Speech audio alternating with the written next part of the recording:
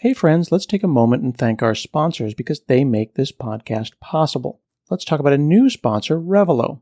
Having a hard time hiring engineers? Revelo lets you sidestep the competitive U.S. talent market by helping you find and hire skilled remote engineers in Latin America. They only provide full-time senior engineers with over 5 years of experience, and they don't force you to pay for things you don't need, like a project manager. They charge a monthly fee, and you know exactly how much you're paying the engineers. They do the sourcing, they do the vetting, and you can interview the engineers before deciding. They'll manage all the paperwork, including benefits, payroll, and local compliance. And the time zone alignment is a huge win for U.S.-based teams, and it makes synchronous collaboration easy. Questions are answered quickly and effectively. To learn more, go to revelo.com/HanselMinutes. That's revelo.com/HanselMinutes. And as a special limited time bonus, you can mention Hansel Minutes and you'll get 20% off the first 3 months. That's revelo.com/Hansel Minutes.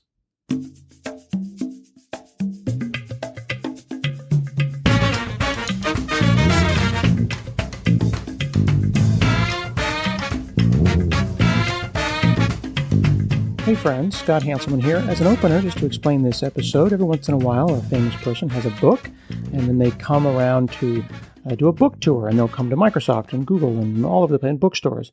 And Randall Munroe wrote a book, and he came to Microsoft as part of our internal Outside In speaker series.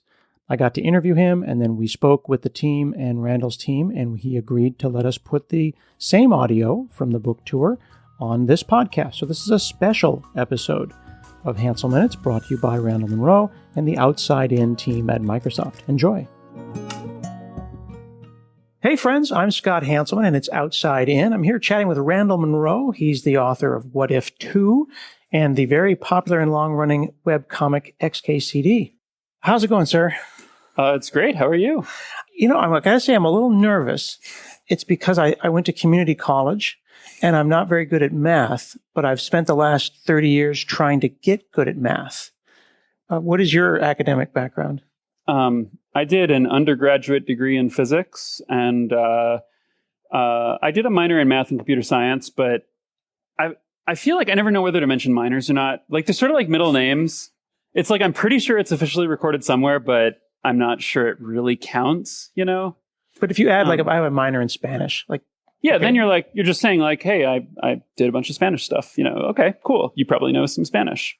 Yeah, but no, I think I did a degree in like everything that was in the one building that had computer science, math, physics. It was a small university, so there was just a lot of overlap. I don't know. I feel like there's a lot of areas where I've learned more from doing What If and from just like trying to solve problems on my own, from debugging spreadsheets. Like, there are whole areas of math that I just touched on briefly in school and have done way more of now. And then areas, you know, that I did in school and now can barely remember. Like, honestly, most of integration in calculus, I don't ever want to say, you know, don't worry about it, it's not important. I don't use it a lot. Yeah. Compared to a lot of statistics, probability, linear algebra. Mm-hmm. Those are things where those do come up if you're doing a lot of math in everyday life. But integration computers can do now. I'm sort of like, all right, come on, computers, take this one away from me. I don't want to remember how to do integration by parts. Do people assume that you have a PhD, though? Do you have like people just like, oh, they ever call you doctor accidentally? Because they like assume because your book has equations, you must be a doctor. They do. I think I would not really worry about it either way. I'm very like non-picky about that kind of thing. The only reason I do try to correct people on that one is it is pretty striking how often people will assume that I have a doctorate and add doctor, but then I know a lot of women who do have doctorates who get the reverse. And on their behalf, I am picky about it because I don't like that people make the mistake in that direction with me when they make it in the other direction with women so often. That's a very cool thing to do. I would even go so far as to say that you are very careful in all things to have disclaimers. I am not an official scientist. I am just a person who's an internet cartoonist. You did another book called Thing Explainer that was so well thought of that they actually took some of the visualizations and they put them into high school textbooks. And you were also very careful to make sure that you are saying you're not a science educator. Why so many disclaimers?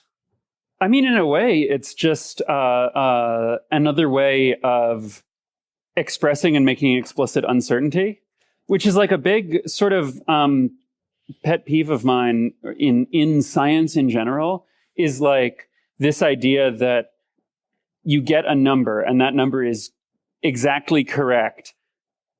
And it doesn't have, in real life, all numbers have uncertainties attached. They all have like both uncertainty and the actual value, in the sense of like, we measured it, but the equipment only has this much uncertainty. And then there's like epistemic uncertainty, I think is what it's called. That's like uncertainty that you are using the device correctly, you know? And both of those together, like, you have to account for that or your answers are going to be wrong. And in the same way, I try to account for, you know, I've looked up this thing. I have determined that this is the mass of Jupiter. This is the gravitational constant of the universe. You know, I checked it on these two places and they both agreed. That means I'm pretty confident it's correct. Like, I would probably check a third. If I was going to trust my life to a calculation, I would probably like check a third one. But, you know, in any case, I want to keep in mind, how sure am I about this? Because I don't want to be the person that someone points to and it's like, well, he said it and he's the authority here and everything is completely right. And I'm like, I want to make clear what my uncertainty is, you know, what my errors are. And then other people can be like, well, he seems pretty certain and I don't trust him, so I'm going to add some more uncertainty there. And I think that's all healthy. That's good. People should go to the best sources of information you have. And it's not like question everything. It's just understand uncertainties attached to everything. Mm-hmm. Which is kind of ironic because like half of these questions are like, my roommate and I want to know about the weight of an unladen sparrow or whatever. And they're going to you, the authority, the internet cartoonist, for the tiebreaker. Yeah. Well, and I mean, often there'll be like, either they'll explicitly mention this or it'll just be like subtext. They'll be like, we've been arguing about this, but we didn't think it was a question that was worth bothering a real scientist about. But then we both agreed you seemed like a good person to answer it. And I'm like, well, that's sort of a burn, but also like, you're not wrong. I am interested and do have nothing better to do. Or if I do have something better to do, when they'll ask me the question, I feel like hearing a really interesting question like that is like kind of like getting a song stuck in your head where you just can't quite drop it. You can't focus on anything else until all right, wait, I'm going to go figure out what's the answer. Then I'll devote a lot of time to settling this argument between these two people to my satisfaction, and hopefully then to theirs. A lot of time, and it shows. So the subtitle here is Additional Serious Scientific Answers to Absurd Hypothetical Questions. So people on the internet ask you questions that are arguably absurd. They say, what if I want to lose 20 pounds? How much of the Earth's mass would I have to relocate into space in order to achieve my goal? They're assuming that their weight is relative to the mass of the Earth. Therefore, you just remove mass of the Earth. And you spend an exquisite 20 pages on this, trying to figure this out. And then, of course, bait and switch at the end and can fool us. And it's fantastic. How much work happens in that? Is that a month's work when you think about those problems? So I have to do an amount of work that will get me to an answer that I'm satisfied with. But what's fun about these questions is that if you get to the answer really easily or really quickly, then usually it raises some new questions along the way. And so I'll be like, okay, wait, I want to explore why that's true. And so I will just keep going down those rabbit holes. And so often the sort of core research, the core calculations, there'll be a day where I'm like, I want to get to this answer and I'm going to get to the answer as quickly as I can and then keep going down these rabbit holes until I have sort of feel like, okay, I've answered all the questions that I've come across in the process of this, or I fell asleep at my desk, and then once I've been like, okay, I need to stop. I need to pull back from here. What's the cool stuff I've learned? Let me assemble that together into a chapter. And then that can itself take time and often raises new questions. Then I have to go back and research again. But I usually feel like there's one big research sprint where I answer the central question, like in the course of a day. But now and then answering the question just takes the first few minutes almost. And then it's rabbit holes from there on out. One of my favorite examples of that was there was a question where someone asked, what if I funneled all of Niagara Falls through a soda straw?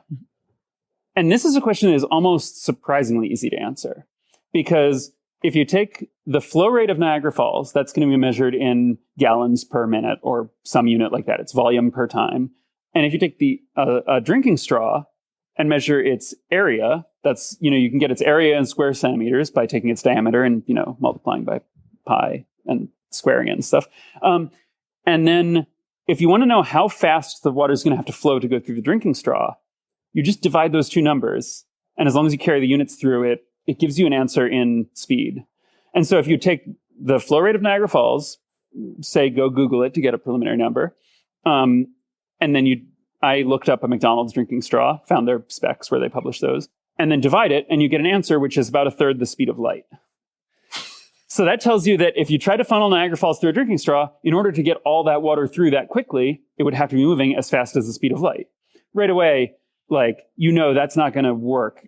If you did somehow have a way to accelerate the water up to that speed, it would come out the other end and be a water jet cutter that cut through the crust of the earth. It would be very dramatic, and dramatic in a way that what if articles are often, my answers often turn out to be dramatic because they involve someone taking some variable and pushing it way out to the edge. But there was the step back there where I was like, you Google flow rate of Niagara Falls. And if you do this, you'll see the flow rate of water over Niagara Falls is set by a treaty between the U.S. and Canada, because the U.S. and Canada share Niagara Falls. Mm-hmm.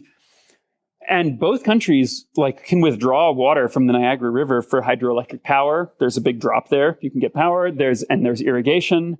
But both countries also have an incentive to maintain the falls as a natural wonder. It's part of our, heritage. It's this beautiful treasure. And no one wants it to go away. So we agreed both countries would limit their withdrawals to keep cooperatively to keep the flow rate above. It's 100,000 units. It's gallons per minute or something over, or cubic meters per second. I forget the unit. Okay. It's 100,000 units during the day and then 50,000 at night. They reduce the flow rate. Just a dimmer switch. Not as many tourists. You don't need to be quite as good for the photos. So if you're going to withdraw a bunch of water, you do it at night. And so I just, I wanted to check, okay, what's the best value I can get here? I don't want to just go off of some Google result. And so I pull up the treaty and see it mentions that, because I'm like, also, how do you enforce that? And it mentions in the treaty, each country, the US and Canada, will each appoint an officer to certify compliance with the treaty. It'll be a team of 2. And to me, that seemed like right away, that raises a bunch of new questions for me. Are they on opposite sides? Are they looking at each other? And what kind of people do you pick? What powers how do they tell if you're in compliance? Presumably they go to whoever the water management authorities are and are like, can we see your books? Can we see the flow rate graphs? How do you know you're not being shown fake graphs? Do they go and check out the pumps? What level of inspection do they do? What if they find there's water missing? Are they empowered to return it? To go and track down what happened to it? Can they punish? Do they have a power of arrest? Is it like a 007 thing? Yeah. Can they kill? If they have enough power, if they have enough experience, can they eyeball it and they go it feels like yeah, exactly. In my head, these people immediately became Mulder and Scully, So I know that probably the actual answer is they just get to write a report. But I'm I'm going to mention who they are right now. I want to put their names and titles in here. And I'm okay, this is probably, they're appointed by 2 countries in an international procedure. This is probably documented somewhere that's easy enough to find, right? And I'm sure you're not supposed to stalk the Niagara Falls people all the way down to their LinkedIn page. Listen, they are public. They are public servants. They are doing, they are working for all of us to protect this resource that we all love. They're publishing this stuff. It's for the good of all of us, And I really am just a sucker for that kind of civic kind of activity. It's like the national parks. Everyone likes that we have national parks. Well, it's a thankless job. There are unnamed people out there, and you want to name them. And bring them to the spotlight. I want to find out who these people are, and then talk about how I imagine them as Mulder and Scully. And so I go to look it up, and I start quickly learning that there's a lot of stuff that goes into. There's a lot of commerce around the Great Lakes. there are a lot of different regulatory agencies that handle different aspects of it, pollution and shipping and like who's dealing with the zebra mussels and that kind of thing. And they all have committees that like overlap with each other because people who work on one of them tend to work on other stuff. And then there are like super committees for different things that cover all the Great Lakes. And they all have websites that are of wildly varying degrees of like up to date. And so I start like going through and trying to figure out, okay, which one is responsible for like documenting the appointment of these officials under the treaty? Because the treaty doesn't say. So fast forward 6 hours, I have every one of their websites opened. Every time I like try to Google like, okay, but this group must have a website of their own that where they have these PDFs. Where are those stored? And I Google and all the links are purple. And I'm like, oh no, I've already been. I'm going in circles. This is my own footprints. Can't you get them on the horn? I mean, are you like on speakerphone with them, like on the red phone? I never feel more like a stereotypical millennial than when I'm researching an answer to a what if question, because it's amazing the lengths I will go to avoid making a phone call, even if that would really make things easier. But in this case, like what I ended up doing was for another question, I needed to talk to the Harvard Law Library because someone wanted to know how long will it take to read all of the laws that they are, have to obey, because you don't want to break any laws. And I was like, okay, so how many laws are there? And this is sort of a weird and subtle question. And so I get in touch with the Harvard Law Library and talk to their librarians. And they were really helpful about this. And then on the side, they were mentioning how they're repositories of treaties that are like kept in a chamber, like at the State Department, where all of the treaties that we have signed, there are like 2 copies of them. And I was like, hey, speaking of treaties, do you know when they appoint officers under this one treaty, where is that documented? Does Harvard have a copy of that? And they were like, I'm not sure, but hang on a minute. And then a little bit later, I get an email from the Harvard Law Librarians like, all right, well, we just reached out to the Joint Commission for Waterways Management. And here they've replied very politely, very nicely with like, yeah, our the officers are appointed by this process. The current officers are so and so and so and so, and they're very nice. And like, here's some biographic information. And the librarians sent that on to me. And then a little bit later, they're like, oh, and here another committee sent us more information. Here you go. Here's everything you could possibly want. And the lesson for me is like librarians are the best. Like they are very good at just going out and finding what you need. Oh, we totally learned about that, like during the pandemic, having librarians. So they wouldn't let us into the library, but they'd bring the book out to us. We spent all of our time out front of the library, having them bring answers to questions. Oh, librarians are great. Just there's a lot of information out there in the world, and they are the ones who are in charge of figuring out where it all is. I saw a guy on TikTok recently who no disrespect to him, but he said he was a self-identified non-reader, but he said everyone, like all you on TikTok that are watching this TikTok, should go to the library and get a library card, even if you're not going to use it, because it'll make their usage numbers goes up, and then they'll get more money because we love our librarians. Yeah. Yeah. So this is like a Nicolas Cage level national adventure here, where Nick Cage goes in and then they find these treaties like rolled up in parchment. Mm-hmm. This is like a whole thing. Yeah. It's always weird when there's a physical object, like that, where you're like, that's like a very abstract thing, but there is actually one. It's like up until very recently, there was the reference kilogram. Yeah. That was like a kilogram is defined as however much this thing weighs. In Switzerland in a box somewhere? Yeah. And they finally, like 2 years ago or a year ago, redefined it to be just the weight of this many, cesium atoms. It's some atom of an atom of some metal. And so then that was defined with, the mass of the proton, the mass of something. They came with a rigorous definition that no longer depends on this artifact. But it was weird that there was a kilogram out there. It was the only, that was the official one. My wife and the kids and I were in Geneva a couple of weeks ago, and I was like trying to convince 2 teenage boys why we need to go find the reference kilogram at CERN and why that would be fun. It was not a thing they wanted to do. Yeah. No, it's a tough sell because it doesn't do anything really exciting. In fact, that's exactly what they're trying to get it to. That's a kilogram. It was like occasionally very slowly losing mass, and that was a big problem. They had to figure out to stop that. You don't want the kilogram. You don't want the reference kilogram doing anything.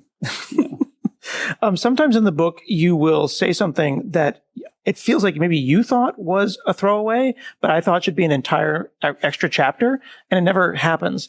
This one about the Earth losing mass so that I can lose mass. I want to lose 20 pounds. You just have this throwaway sentence here. You launched several 100 billion tons of rocks into orbit, thereby shaving off 2 millimeters of rock from the Earth's surface. And then you just kind of continue on. I'm like, Where did that number come from? Do you have those numbers? You just didn't put them in the book? Are they in some OneNote somewhere? Yeah.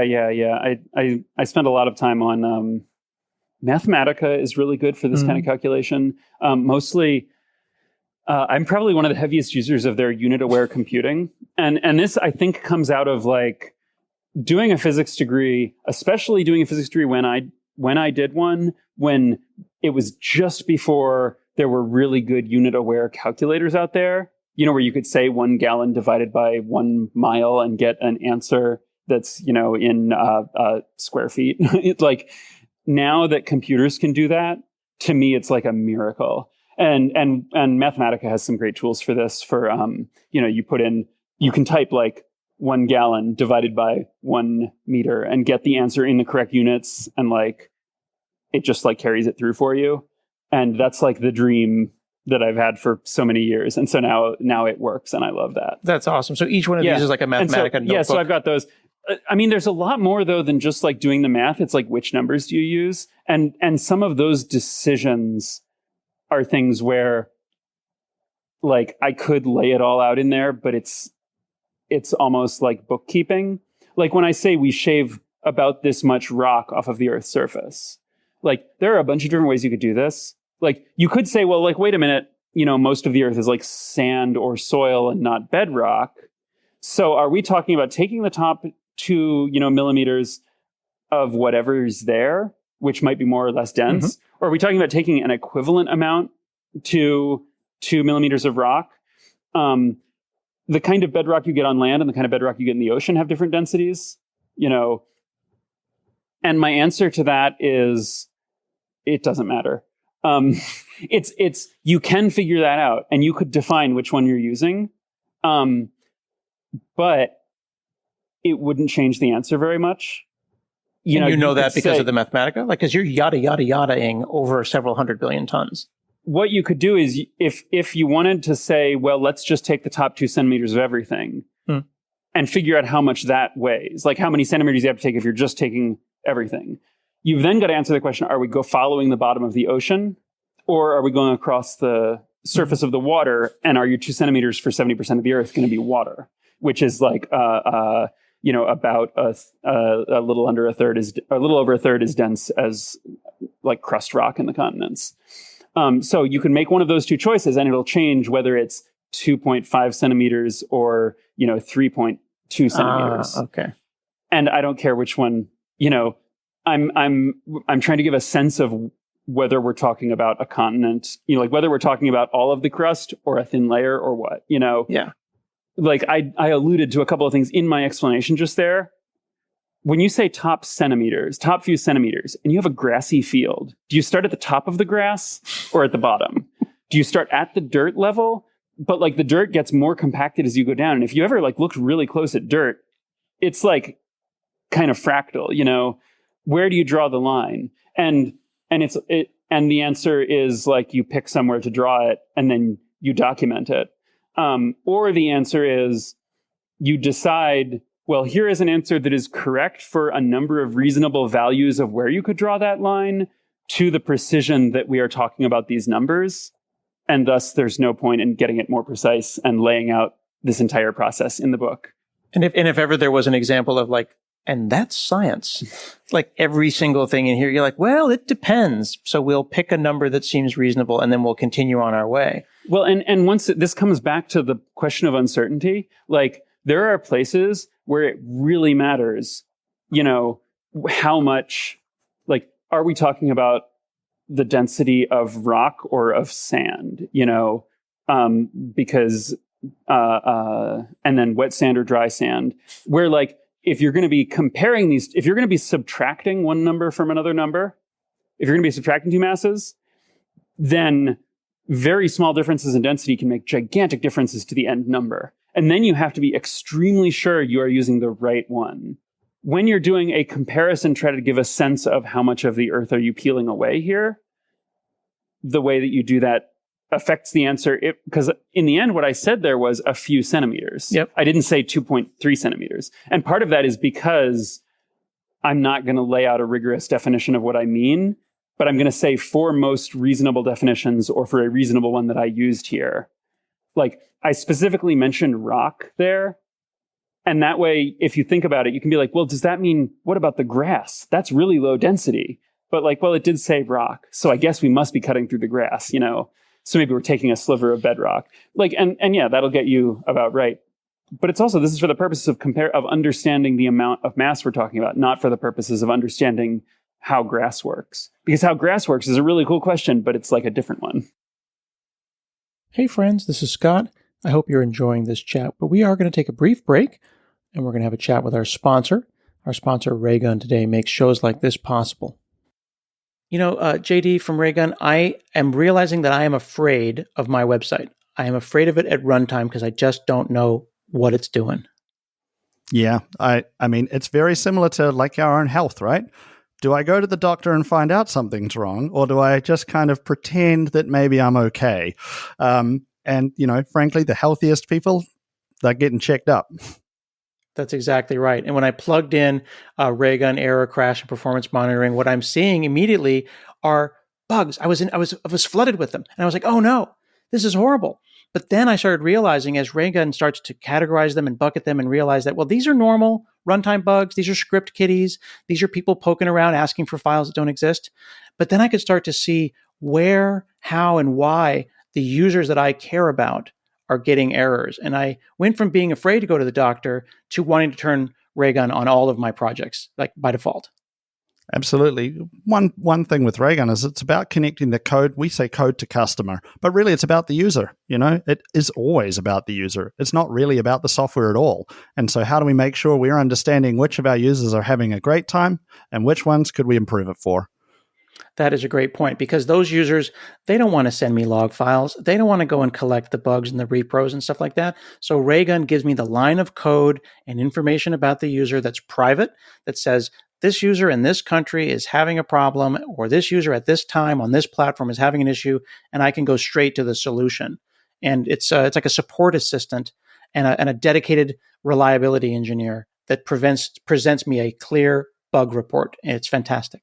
So folks can go to raygun.com. They can sign up for a trial, and you can have this same experience that I'm having, this epiphany of Schrodinger's bug. You can go and find out the bugs at runtime that you're missing, and you can take control of your experience and your user's experience. Check it out at raygun.com. Thinking about the context that here I am, a nerd computer programmer with your book dog-eared and with these little tags with all the questions that I have. And I'm a pretty straightforward, regular person. I can only assume that there are other copies of the book out there that are even more dog-eared. Are they sending you like, gotcha? Like, is your email just filled with like, I want to check, like Knuth sends checks out for like $2 if you find a mistake? Yeah, I am definitely, I'll make algebra mistakes as much as the next person. We have very good fact checkers that manage to catch most of that stuff, and people who just redo the math. But certainly, mistakes slip through. Future printings will sometimes have numbers corrected or things corrected that, I learned, oh no, a court determined that in fact the waterfall police do not have jurisdiction over this. And then I have to, update that.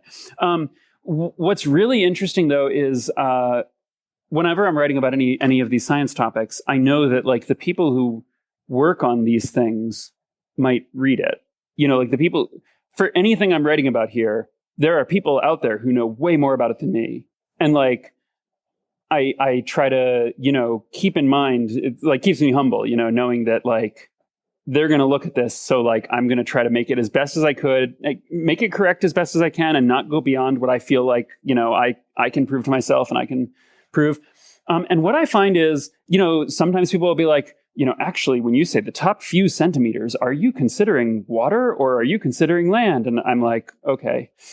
But what's really interesting is hearing from people who know about the stuff and want to like point out an effect I didn't know about. Or tell me about, or test, say we have data on this thing that you were speculating about.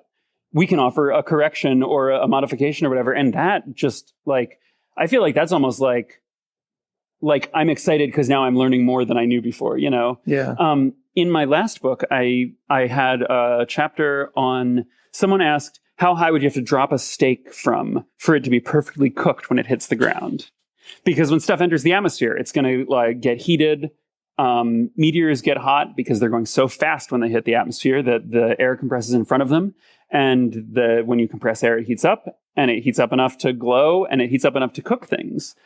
And so in theory, there should be a height that you could drop a steak from where it'll get heated up somewhat, but not all the way through, not burned. And this was a fun question to research. I got to do so I know from aerospace stuff, the calculation for what will the pressure be on the leading edge of something moving at supersonic speeds. And in fact, there's math you can do for this, but for a long time, NASA had a web calculator. And I would just go to that because I knew it worked, but it was built in Flash way back when. And every time I go back to it, it's like I have to do a new step to get the browser to work. And then at some point I was like, okay, I should just re-implement the equations because Flash has been dead for a long time now. So I had all the calculations to say, how hot will the air at the surface of the steak get?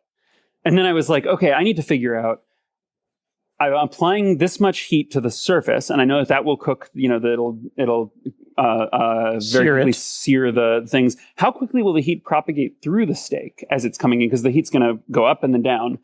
And so I start getting thermal flow, thermal conductivity of meat, trying to figure out, you're applying heat to the surface here, how quickly will it get carried through the meat, and what temperature will the different parts of it rise to? And this is a much tougher physics calculation because it involves just bulk flow of heat through materials in 3 dimensions is complicated, and I'm trying to approximate as best I can, but it's a calculation I haven't done, a lot. And so I'm looking up engineering textbooks. And then after 20 minutes of I think that I've got the equations right here, it occurred to me there is a better way to figure out how the application of heat to one side of a steak is going to result in heat propagating through the other side of the steak, which is to get a cookbook. Because this is there is subject matter expertise on this that's very practical. And that was much easier. You're just you put a steak on a griddle at this temperature for this much time, it's going to be, cooked this well through. And I felt kind of sheepish, but that got me the answer, so I was happy. Well, once you figured out that's where the information was and not the NASA website. Yeah, but the one thing I was not sure about, and I did not find an easy answer for, is when a steak is falling at hypersonic speeds and it's a raw steak, things tumble in weird ways in the atmosphere. And this is a huge area of study for debris scattering when things re-enter. You've got big satellites that re-enter in the atmosphere and they break up. And the really lightweight stuff slows down really quickly and falls early. They have a debris footprint. And the heaviest, densest, strongest things will go the farthest. And things will spread out. And there's a lot of work into modeling how things will fall and how they'll flutter in the air and how quickly they'll slow down. This is relevant for a bunch of different areas, and it's incredibly hard. It's turbulent fluid dynamics of irregularly shaped objects. And you can do theoretical calculations on this. You can spend, days and you'll have one object and you'll know how it will work in one set of one temperature instance. Conditions. So really you've just got to throw computing power at it is the right way to do that these days. But that's also really hard. So that's a place where I said, I don't know what a steak will do when it's falling through the air, whether it will oscillate and break itself apart, or, will it fall face first, sort of like a capsule, or will it tumble? And if it tumbles, maybe it'll be cooked evenly on all sides. But if it tumbles too fast, it might pull itself apart. And so that was a place where I'm okay, this is too hard. I don't know how to answer this. And I just had a footnote saying this will depend on how your steak tumbles. I couldn't find any data on on the aerodynamic properties of raw steak at hypersonic speeds. But if you have a hypersonic wind tunnel and some steak and want to do some experiments, let me know, And I got a letter a couple of years later from two doctoral students at the University of Manchester who said they had just finished their hypersonic heating experiments for their doctorate, and they had some time left over in the tunnel. And so they got a steak and hooked it up on the armature, the thing that holds it. And they sent me videos. And it was really cool. They had thermal videos showing how the steak heated up. And I was really excited. I was happy that I was generally right about how the surface of the steak would heat up, and how it would singe, sear away, and then bits of it would be blown away by the wind, and then that would expose more raw steak, and it would heat up. So it'd be seared and ablated away, and so the answer to the question is you'd end up with a steak that is still mostly raw when it landed, and the wind tunnels bore that out. The interior of the steak did not get hot; the outside got seared and then burned away.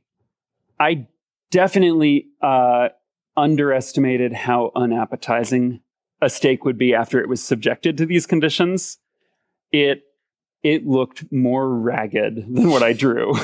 So you honestly thought this would be edible at some point? I mean, it's going to be raw steak rare. Either way. Yeah. But aesthetically speaking, it sort of looked like the edge of a really worn carpet. Like the fibers are just kind of like, it's like you've just taken it and like rubbed it against something. It's like you took a steak and rubbed it against like sandpaper, like roughly, and then seared it with a blowtorch. It didn't look like neatly seared, like if you set it on a burner. It was seared in a way that looked like it fell from space. And when I was illustrating it and I drew the steak, I did it with like a nice curve, and the front face of it is like getting blackened. And really, it's more like it's getting thrown in the dryer, So whether it be going to the NASA website and trying to run old Flash applets or checking a cookbook, sometimes you can actually call experts.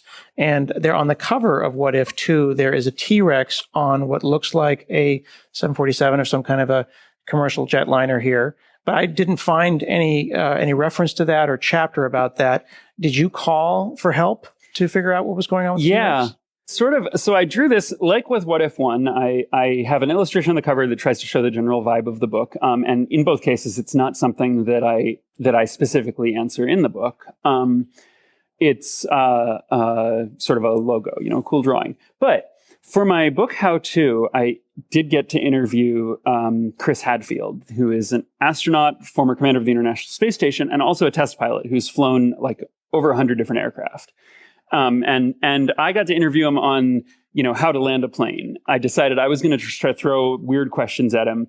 My plan was to start with simple landing scenarios and then make them more and more ridiculous until he hung up on me, and I would see how far I could get. It turned out, to my surprise and delight, that, so as you might expect, test pilots are not easy to fluster by throwing weird situations at them. So everything I asked him, he just matter-of-factly, no hesitation answered. And I would get weirder and weirder, and he would just oh yeah, here's what I'd do if I were trapped on the outside of a plane trying to control it. I love that you're willing to burn a personal bridge with an internationally famous astronaut for us, for science. It ended up creating a bridge. So he answered all my questions. I went to the end of my document. He's like, you got anything else? And I was like, no, I'm going to have to come up with some more and email you. So he's great. He was great. So as a consequence of talking to him about this, I had his phone number. So I'm drawing this airplane with a T-Rex on the roof. And I had actually calculated how are these airplanes built? Could they support the weight of a T-Rex? And I think for the most part they could. There would definitely be a danger of it stepping through the thinner parts of the aluminum, but the ribs I think could support that weight. They have to be strong enough to support the weight of the overhead bag compartments. And in a drop test, those will be subjected to incredible amounts of force, effectively multiplying their weight by a factor of a lot. And so the T-Rex weight on top is comparable. So the ribs of the plane, it can support a T-Rex. So I'm drawing this and being like, yeah, you could have a T-Rex climbing on top of your plane. I take a photo of my drawing and text it to Colonel Hadfield and ask him, so how do you think this plane would handle? And what I love about astronauts and test pilots is how nonchalant they are about everything. So he just texts back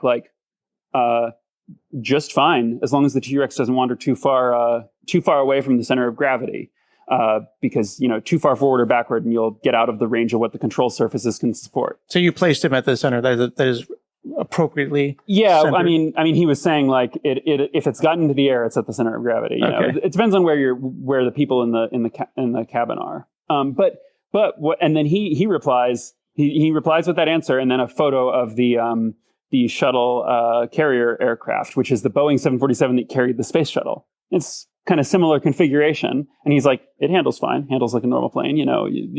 a little different, but you can do that. So his answer was like, oh, fine. And I was like, oh, okay. Well, so what would you do if you're in this situation and it's trying to chew through the roof? And again, and I love no hesitation. I just get the typing indicator right away. And, he says, nose down, try to get negative G's so that so the T-Rex will be pulled up off of the plane because you've nosed down. Also, all your passengers, if they don't have their seatbelts on, are going to get flung into the ceiling. So that's why you probably hits the seatbelt sign before he starts the maneuver. And then he's like, or you dive to gain speed, the wind will pull it off, or you could try rolling back and forth. And I was like, okay, well, wait. Now suppose this is a T-Rex that everyone thought was extinct and it's now shown up on your plane. This might be the only one alive. We don't know where it came from. This could be invaluable to paleontology, to science, to, this extinct animal is here. Bring it back and you're alive. Just going to throw it off the roof. Yeah. Like what about, what if you're trying to preserve this animal for the sake of paleontology? And he just replied, not my concern, which I think is like the attitude you want in your pilot. Yeah. He's like, and so I know that pilots have this mantra of like, your priorities: aviate, navigate, communicate. That's what you do. First, get control of the aircraft in any situation. Second, figure out where you are and where you're going. Third, communicate with the ground and with other pilots and with passengers about what's happening. And those are your priorities in that order. And so he says, not my concern. And so I text back like, yeah, I guess like do paleontology doesn't really fit in with aviate, navigate, communicate. It's probably below those. And he just replied, honestly, communicate is a distant third. Really? Yeah. So test pilots, they've got their priorities straight. They are going to keep the plane intact, keep the passengers safe, get it onto the ground in one piece. They know their mission. And that getting on a plane, always thinking about that conversation honestly comforts me. It's like, that's awesome. I've been writing and blogging for many years, and sometimes people will ask me a question, and long ago I stopped emailing them back directly because they sent me a question, but I only have so many keystrokes left in my hands before I die. So it's a waste of my keystrokes to email them back. But the question is a gift. So I'm like, oh, what a great question. Oh my God. So I got to put those keystrokes somewhere. I've been nerd sniped. So I put it on the blog and I send it back. Do you feel the same way? Like the question that comes in as a gift and you just go, oh, this is perfect. And then you've been nerd sniped and you're ruined for the day. Yeah, definitely. I would occasionally, I will. So that's how I started doing this originally, was people would write to me to answer these questions. And then I would get sucked into doing all this research to answer it. And then once I've done 6 hours of research, I'm like, well, now I've got to write a response, just because I want to share what I found. And then at some point I was like, I should just, instead of emailing these to one person, I should, save these and I can make a book or something. Because this is fun. And also because I am going to get sucked into answering the question anyway. So it might as well, those hours of work may as well go towards something, useful. Someone else might find it interesting. Anytime I get too much about like, I only have so many keystrokes, in my hands. It's true. But then also I look at like what I do spend them on. And it's like now and then I'll look at like how much I text about like arguing with someone about something that is not important to anything, but I'm trying to make a point, and I'm like, this is not useful. This is like a theory about Star Wars. Well, someone is wrong on the internet. Yeah, exactly. And then like, I'm like, oh yeah, I didn't have time to reply to this other email or something. And it's like, I definitely did have time. I don't have, I'm making excuses, but some of the questions that I've gotten from my book, one of my favorite questions in here was something that a friend just texted to me, like apropos of nothing, someone I hadn't talked to in a couple of years. And they texted, what would a star smell like if it were possible, if such a thing were possible? Like if smelling a star were possible. And this is a cool question because like the easy answer is, well, that's not possible. if you could smell it, then it wouldn't be a star. You know, a star is extremely hot and it would burn your nose, you know, and like you would be incinerated. But like, that's sort of the boring answer. But there is a more interesting answer. Like if you did take solar plasma and somehow cooled it down to the point where it was not burning your nasal passages, you can, and like just put bits of it into your nose, you can figure out what would happen, what it would smell like. There are experimental studies of cancer patients where people who have gotten radiation to their you know, for cancers that are near the nasal passages where the olfactory nerve, the olfactory bulb was in the path of the radiation. They do report strong smells, and they seem to be strong smells created by the radiation most likely ionizing the atoms in the mucus surrounding the olfactory bulb, you know, basically dissociating the water molecules in there and creating free hydrogen ions and free radicals. Isn't that just burning flesh, though? No, because it is hydrogen and oxygen ions and that bind to the olfactory nerve. Mm. And this is probably similar to the kinds of plasma that you get in the atmosphere of a star. And we can look at what smell they report.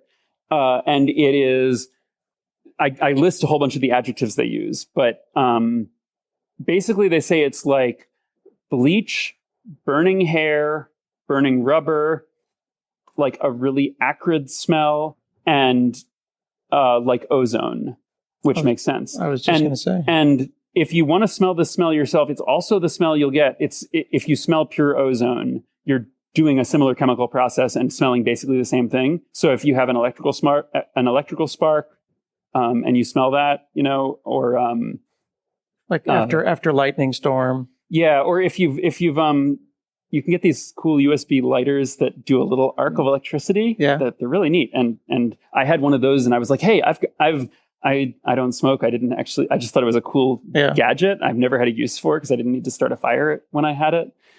But I was like, hey, I can smell this and smell what a star would smell like. And so I press the button and there's a little arc and I sniff it. Well, that's not great. And you can do the same calculation for what a star would taste like and the answer is actually much simpler, which is that it would taste sour because stars have, the atmosphere it's mostly hydrogen ions, and the sour receptors in your mouth, they bind free hydrogen ions, which you mostly find in acidic solutions, because an acidic solution is one with free hydrogen or similar ions floating around. And so in a very direct way, this star is just concentrated sour flavor. And there's that actually answered a mystery for me that I've had from physics for a long time, which was in the report on one of those nuclear accidents where there was a criticality incident in a lab where they had a bomb core and it accidentally went critical because the two halves fell together and people got lethal doses of radiation. And it was this, one of those big cautionary tales, tragic accident.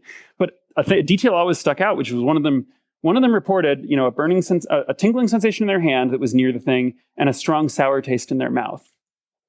And that was just tossed out there as a detail. And I had never known what the mechanism was. And then reading these studies and reading about free radicals, if you create a bunch of free radicals, and I checked, talked to a chemist about this who agreed, it's the ionizing radiation ionizing the saliva on your tongue that creates the sour taste. And that's what that person was tasting in the accident. And that's what a star would taste like. That's awesome. Yeah. And so that one question that was texted to me. Just randomly, and that turned into a whole thing. Yeah, and I spent the next 6 hours reading about